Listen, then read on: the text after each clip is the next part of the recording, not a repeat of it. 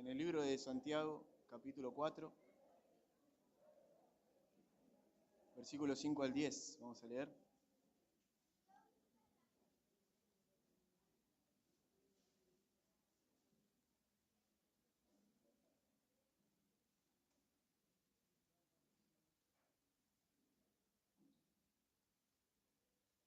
Vamos a leer. Dice así, Santiago, capítulo 4, versículos del 5 al 10. O en Reina Valera voy a leer, ¿sí? ¿O pensáis que la Escritura dice en vano, el Espíritu que Él ha hecho morar en nosotros nos anhela celosamente? Pero Él da mayor gracia. Por esto dice, Dios resiste a los soberbios y da gracia a los humildes. Someteos pues a Dios, resistid al diablo y huirá de vosotros. Acercaos a Dios y Él se acercará a vosotros. Pecadores, limpiad las manos y vosotros los de doble ánimo, purificad vuestros corazones. Afligíos y lamentad y llorad. Vuestra risa se convierta en lloro y vuestro gozo en tristeza. Humillaos delante del Señor y Él os exaltará. Vamos a orar. Señor, te damos gracias en esta mañana porque pudimos alabarte, Señor. La verdad que qué hermoso es poder alabarte, Señor, y congregados juntos poder cantarte a ti, Señor. Recibimos, Señor, allí bendición y vida eterna de tu parte. Señor, te adoramos ahora y queremos pedirte también por la palabra del día de hoy, para que tú me uses, para que me des palabras, Señor, para expresarme de forma correcta y también para que los hermanos puedan escuchar atentamente tu palabra, Señor. Aquellos que quizá no te conocen también puedan convertirse, puedan venir a los pies de Cristo y puedan, Señor, ser salvos. Te rogamos todo esto en el nombre de Jesús y te damos gracias. Amén. Puede tomar asiento, hermano.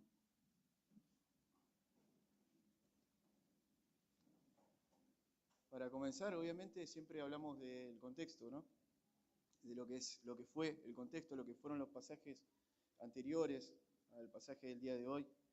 Y hay una realidad que no podemos pasar por alto en esos pasajes, y es la realidad de que Santiago llama a los oyentes a considerar la causa de por qué él los está exhortando y por qué ellos necesitan esa exhortación.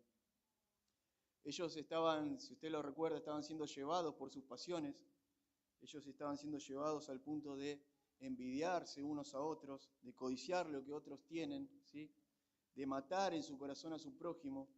Pero en definitiva, nos dice Santiago que no obtenían nada de todo lo que anhelaban. No obtenían absolutamente nada. Es decir, todo eso no tenía ningún fruto. No alcanzaban ningún beneficio de la vida celestial, no alcanzaban ningún beneficio porque vivían en la mundanalidad de sus corazones. Es así que Santiago entonces los exhorta y les muestra las consecuencias de su pecado, ¿sí? La primera consecuencia que vimos fue que ellos pedían y no recibían. ¿Por qué? Porque dice la palabra, pedían mal. ¿Para qué? Para gastar en sus deleites. Por lo tanto, no había una respuesta de parte de Dios, porque sus oraciones eran egoístas. Estaban cargadas de egoísmo, de lo que ellos querían, de lo que ellos anhelaban, de lo que ellos necesitaban, pero no estaban pidiendo o siendo agradecidos a Dios por lo que ya tenían, por ejemplo, sino que estaban siendo egoístas, y la primera consecuencia es que ellos no reciben porque piden mal. En el segundo punto, la segunda consecuencia de esto era que aquella persona que busca hacer amistad con el mundo, porque hablaba también de la amistad con el mundo, fracasa en ser amigo de Dios, ¿sí? Fracasa en ser amigo de Dios, ¿por qué? Porque no hay comunión entre lo que es la luz y entre lo que es las tinieblas. No hay comunión entre Dios y entre Satanás. No hay amistad ahí. Entonces, si no hay comunión entre el amor y esos celos amargos que ellos tenían, eso los iba a llevar al fracaso de amistad con Dios.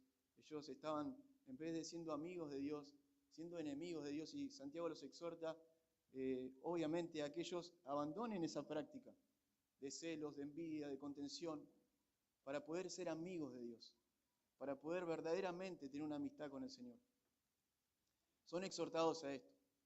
Y nos dice la Escritura ahora en el versículo 5, ¿pensáis que la Escritura dice en vano, el Espíritu que Él ha hecho morar en nosotros nos anhela celosamente?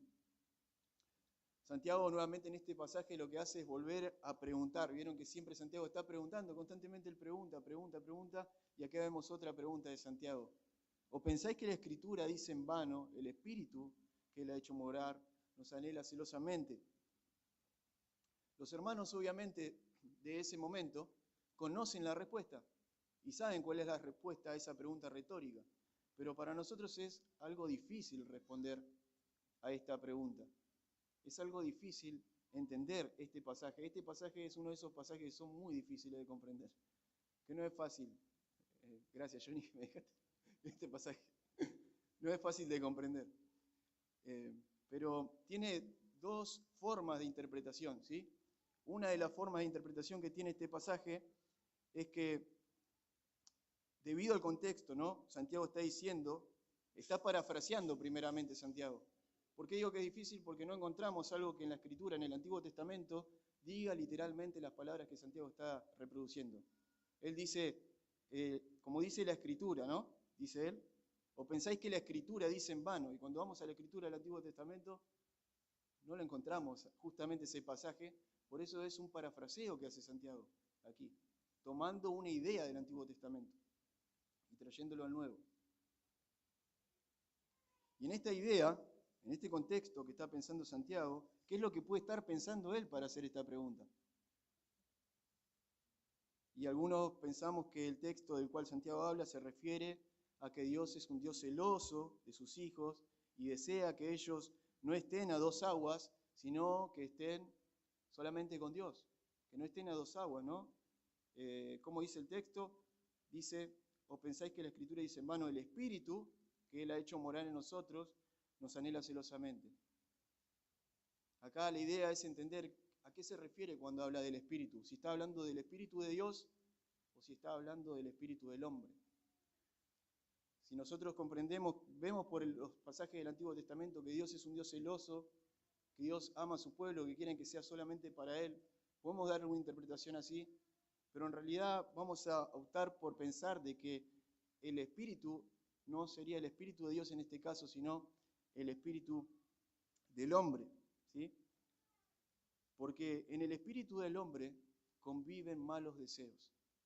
Y si nosotros queremos ser fieles al contexto, entendemos que en el contexto está hablando de malos deseos, está hablando de que ellos hablaban mal de unos de otros, está hablando de envidias, está hablando de celos amargos, está hablando de contención.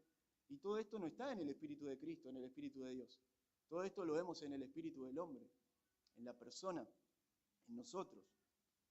Así que todos estos malos deseos hablan de que estos conviven y coexisten con nosotros, en nuestras vidas.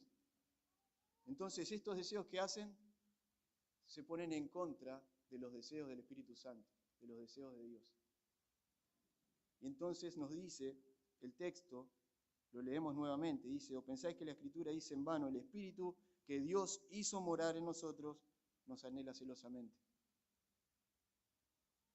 En Dios hay celo, pero un celo santo. En nosotros hay celos, pero no son celos santos. Son celos amargos, contención, ira, envidia, idolatría, todo lo que podemos encontrar en nuestro corazón. ¿Sí? Entonces vamos al segundo pasaje, que dice, pero Él da mayor gracia. Es decir, a pesar de todo el pecado que nosotros podamos tener en nosotros, que pueda haber, que se pueda encontrar, que podamos hallar en ese espíritu corrupto, es más, no solamente corrupto, muerto, nuestro espíritu está muerto, sin Cristo, sin vida. Cuando venimos a Cristo es cuando nacemos de nuevo, tenemos vida nuevamente. Pero mientras tanto el espíritu está muerto. El hombre en el huerto del Edén murió espiritualmente. Y para poder resucitar nuevamente necesita la vida de Cristo. Necesita que Cristo venga y le imparta vida por medio de la palabra de Dios, por medio del Evangelio, por medio de la predicación de su palabra. Entonces, ¿qué dice? Pero Él da mayor gracia, a pesar de todo esto, a pesar de tu pecado, a pesar de tu maldad, a pesar de que siempre nos inclinamos, cada uno de nosotros, hacia el pecado, a pesar de eso, dice que el Espíritu de Dios, Cristo mismo, Él da mayor gracia. Él da mayor gracia. Y ahí nos recordamos el pasaje de Pablo, del Dios de toda gracia. que nos llamó a su gloria eterna por medio de la fe en Cristo Jesús, nuestro Señor. La relación siempre que existe entre el apóstol Pablo y Santiago. Pero él da mayor gracia. Por esto dice, y esta parte sí es clara, es bien transcripta del Antiguo Testamento, acá no hace parafraseos, por eso dice, Dios resiste a los soberbios y da gracia a los humildes. Y esto lo toma de Proverbios 3:34, literalmente, ¿sí?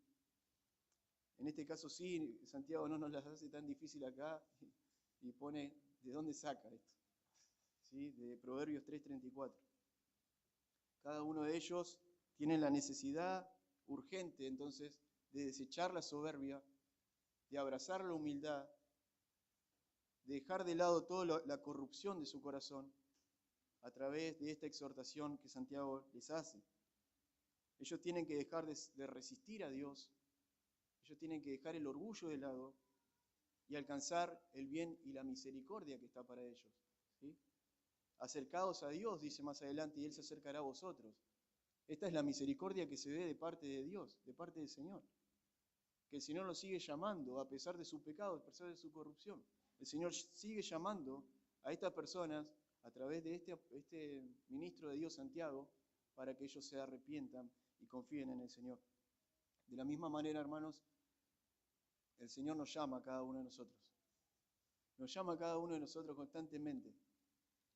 Si cada uno de ustedes se puede en un momento poner a pensar y estudiar y decir qué pecado está cometiendo y pensar de que recurrentemente está pecando en eso, y piensa y dice, bueno, sí tengo este pecado, puede venir hoy, hermano, a los pies de Cristo y reconocer su pecado y acercarse a Dios, porque Él ya se acercó a nosotros. El Señor ya se ha acercado a nosotros. El Señor murió en una cruz, vino primero, murió en una cruz, resucitó al tercer día, dio su vida, Él se acercó. Juan dice que Él nos amó primero, para que nosotros ahora podamos amarle a Él. Si Él nos amó primero con ese amor entregado por completo hacia nuestras vidas, ¿qué debemos hacer nosotros ahora? Volvernos en arrepentimiento y fe, y no solamente es el grupo, los hermanos que está ministrando Santiago, sino también cada uno de nosotros que debemos volvernos a Cristo, en arrepentimiento y fe. Amén. A veces podemos pensar que el pecado de estos hermanos era muy grave, y sí, es cierto, era muy grave el pecado de ellos, pero como dije antes, Dios es el Dios de toda gracia que los llamó a su gloria eterna en la persona de Cristo Jesús, y entonces los quiere mantener salvos. Algo que también es difícil de entender en Santiago es si le está hablando a la iglesia, a veces parece que le está hablando a incrédulos, pero obviamente es una carta que escribe a la iglesia, a creyentes. Obviamente que es para la iglesia. Pero pareciera como si les estuvieran momentos, dice, pecadores, limpiad las manos. Y vosotros los de doble ánimo, purificad vuestros corazones, más lo leímos. Afligíos y lamentad. Le está hablando a la iglesia, a una iglesia que se estaba corrompiendo. Y una iglesia que necesitaba urgente arrepentirse y volver a Cristo. Arrepentirse y volver a los caminos del Señor. Fíjense lo que dice el versículo 7, someteos pues a Dios, resistid al diablo y huirá de vosotros. En este caso podemos ver una aplicación práctica. Necesitamos dejar el orgullo de lado, necesitamos dejar los celos de lado, según el contexto, necesitamos dejar de ser contenciosos. Para ello hay una sola solución, y es someternos a Dios. Someteos pues a Dios. Resistid al diablo de forma voluntaria, someternos a Dios de forma constante. Esta es la palabra sometimiento, es una constante, constantemente nos sometemos a Dios, de forma constante. Buscamos someternos a Él voluntariamente. ¿Sí? Venimos delante. ¿De qué manera lo podemos hacer? Yendo a la oración, congregando, estando con los hermanos, participando en diferentes partes, necesidades de la iglesia. De esa manera nosotros abandonamos el orgullo, dejamos de ser contenciosos y nos sometemos a la voluntad de Dios por completo. Y no solamente eso, sino que expresamos una suma dependencia de Dios. y de Cristo. Amén. Ahora, cuando nos dice de resistir al diablo y él huirá de vosotros, nos habla de un sometimiento también a la palabra de Dios. ¿De qué manera podemos resistir al diablo? Sometiéndonos a la palabra de Dios. No es hacer guerra espiritual constantemente ahí, estando en la guerra, metiéndonos en eso, sino es resistir sometiéndonos a la autoridad de las Escrituras. Amén. Resistir sometiéndonos a la autoridad de las Escrituras. Obviamente, si tenemos que orar, si tenemos que clamar a Dios, Señor, guárdame del enemigo, eso lo hacemos, claro que sí. Guárdame de los lazos del enemigo. Usted puede orar de esa manera. Pero recuerde que el enemigo fue vencido por Cristo en la cruz del Calvario. La palabra dice que todas las potestades, las autoridades, los gobernadores de las tinieblas en ese momento fueron vencidos en la cruz del Calvario. Amén. En el desierto el diablo le ofrecía aún a Jesucristo mismo, aún a Jesús mismo, tentaba al Señor Jesucristo. Le ofrecía cosas, diferentes cosas relacionadas a las necesidades que tenía Cristo y al oficio de Cristo. Por ejemplo, a las necesidades, Cristo estaba ayunando en ese momento. El Señor estaba ayunando en esos 40 días que estuvo en el desierto. ¿Y qué le ofreció el diablo? Le ofreció pan. ¿No? Decirle a esas piedras que se conviertan en pan. Después el Señor, ¿qué es? Es rey. Gobierna, ¿no? Como rey, el Señor. Entró a Jerusalén un pollino de asna como rey. ¿Y qué le ofrece el diablo? Todos los reinos del mundo serán tuyos. Y además el Señor, que es todopoderoso. Él hacía milagros. ¿Y qué le ofrece el diablo? Que use ese poder para tirarse desde un lugar y que los ángeles de Dios iban a venir y lo iban a guardar. Todo esto es la tentación que el diablo trae. El diablo sabe cómo tentar y también sabe cómo tentarnos a cada uno de nosotros. Él conoce cómo tentarnos y con qué nos puede tentar en realidad. ¿Sí? No va a venir con algo que a vos no te llama la atención. Siempre va a venir con algo que te llama la atención para tentarte. Y entonces, ¿de qué manera resistimos? Conociendo también sus artimañas, como dice Pablo. No ignoren las artimañas del diablo. Conociendo sus artimañas. Sí, obviamente que tenemos una lucha con nuestra carne, obviamente que sí. Y que constantemente tenemos que luchar con el pecado que mora en nosotros. Pero no ignoren las artimañas del diablo. Lo dice Pablo. A veces decimos, bueno, el diablo ya no tiene poder, entonces ni lo registro. Por más que no lo registremos, él va a estar ahí para engañar. Él va a estar ahí para seguir tratando de engañarnos. Al mundo ya lo tiene, a nosotros no, obviamente, pero va a intentar engañarnos. ¿Sí? Entonces, conocer, someterse a Dios, resistir al diablo, y por último, ¿qué hizo el diablo cuando el Señor no participó de ninguna de sus tentaciones? Huyó. De la misma manera, cuando nosotros soportamos la tentación, el diablo huye, se va, se aleja. Porque su trabajo es ese, ser el tentador, venir y tentar. Pero nosotros al soportar, él lo único que tiene que hacer, ya hizo su trabajo, se va, se aleja.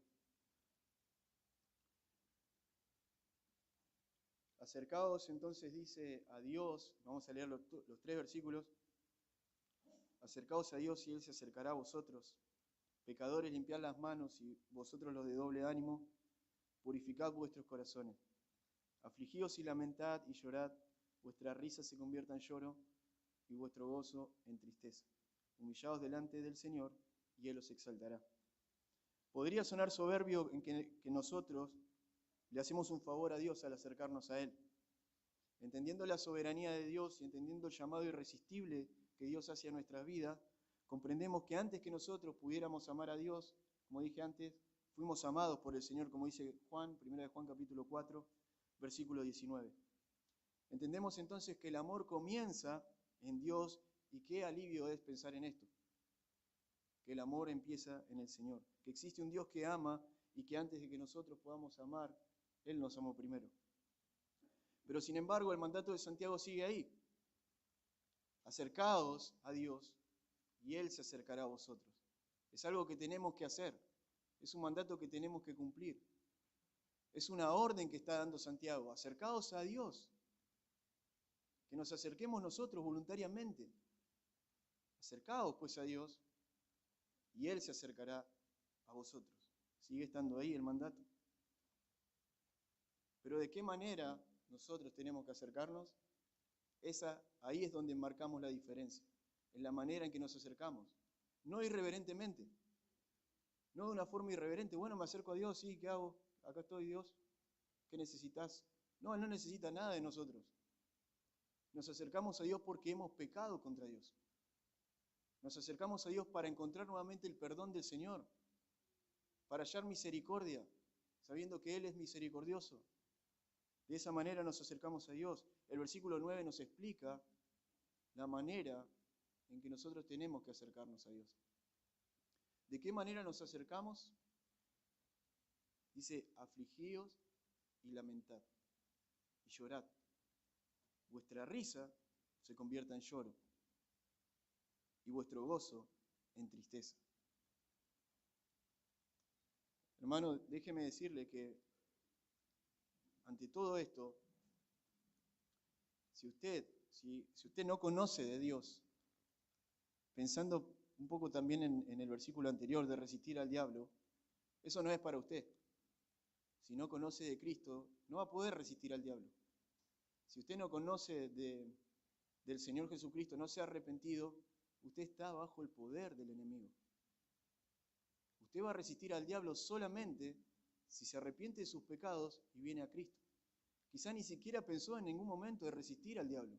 Quizá ni se le ocurrió, ni se le cruzó por la cabeza de hacer una resistencia en contra del poder del enemigo. Nunca lo pensó. Pero déjeme decirle que la única manera de poder resistirlo es a través de arrepentirse de sus pecados, de confiar en Dios, y obviamente será librado del engaño de Satanás y vendrá a los pies de Cristo. Este es un mensaje para la iglesia que había pecado. Arrepentíos. ¿De qué manera? Afligiendo sus corazones, lamentando por su pecado. Si el pecado a vos te está trayendo gozo, lo que está diciendo Santiago, bueno, tu risa se convierta en lloro. Si el pecado te trae alegría, te trae gozo, tu risa se convierta en lloro, tu gozo se convierta en tristeza. De esa manera tenemos que venir a Dios, de esa manera nos acercamos a Dios. Acercaos pues a Dios. ¿De qué manera? De esta manera, afligiendo nuestros corazones, llorando por nuestro pecado, no gozosos, sino entristecidos por nuestros pecados. Alguien podrá pensar, bueno, entiendo todo lo que estás diciendo, yo comprendo todo lo que vos decís, pero necesito un consejo práctico, necesito la manera de poder resistir al diablo. ¿Qué consejo me podés dar? Y yo te digo, hermano, no tengo ningún consejo para darte. El consejo que te puedo dar es el consejo de la palabra. ¿De qué manera vos te podés acercar a Dios? Afligiendo tu corazón, viniendo humillado delante de Dios, llorando por tu pecado y acercándote al Señor. ¿Ven que la palabra también nos da consejos prácticos? ¿Lo pueden ver? La misma palabra da consejos prácticos. ¿Qué vamos a venir a traer nosotros un consejo que sume a la palabra de Dios? No le sumamos nada, le restamos. Pero cuando venimos con la misma palabra, la palabra misma nos enseña de qué manera nosotros acercarnos a Dios. De forma reverente, afligiendo nuestro corazón por el pecado. ¿Te has comportado como un soberbio?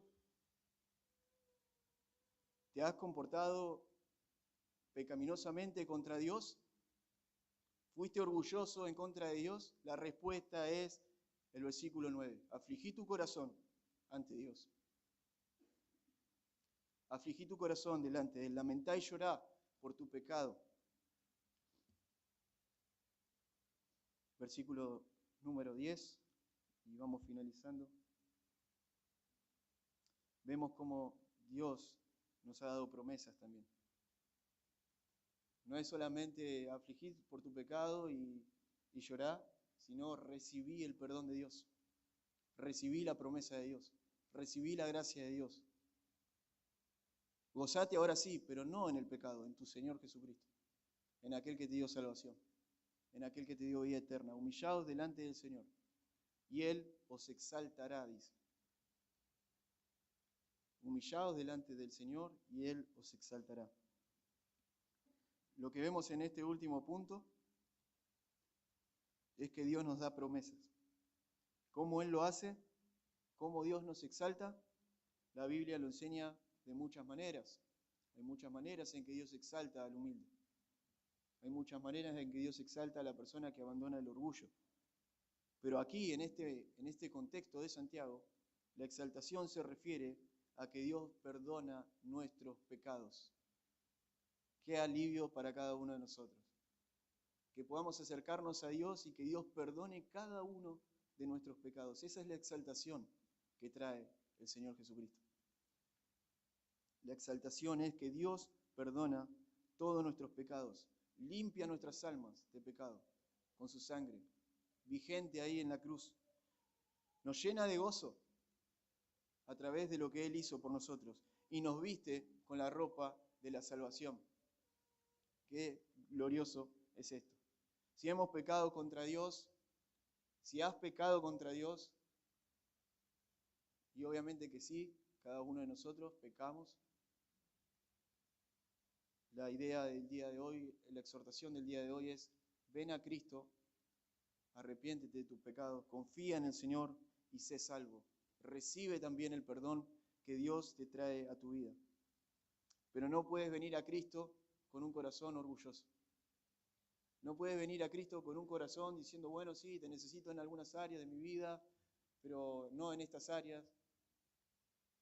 Te necesito cada vez que vengo a la iglesia, pero déjame hacer mi vida durante la semana, mi trabajo. No, ven a Cristo todos los días. Ven a Cristo cada día de tu vida, porque Cristo es la salvación para ti. Él es el perdón, Él es el único que puede traerte perdón a tu vida. El único que derramó la sangre santa en la cruz del Calvario para darte vida eterna y perdón. Ven a Cristo hoy, pero ven a Cristo mañana. Ven a Cristo cada día de tu vida. Ven a Cristo. Cristo está ahí disponible para que vos vengas y tomes de la fuente de la vida eterna, tomes del agua de la vida eterna y seas salvo. Ven a Cristo hoy, ven a Cristo mañana, ven a Cristo cada día de tu vida. Pero ¿por qué decimos y enfatizamos que ven a Cristo hoy? Porque hoy es el día de salvación, porque no sabemos si habrá mañana. Por eso no esperes a mañana a venir a Cristo, obviamente. Si tienes vida mañana, sigue viniendo a Cristo. Pero ven a Cristo hoy, porque no sabemos qué será el día de mañana. Sé salvo el día de hoy, hermano, amigo, que estás escuchando.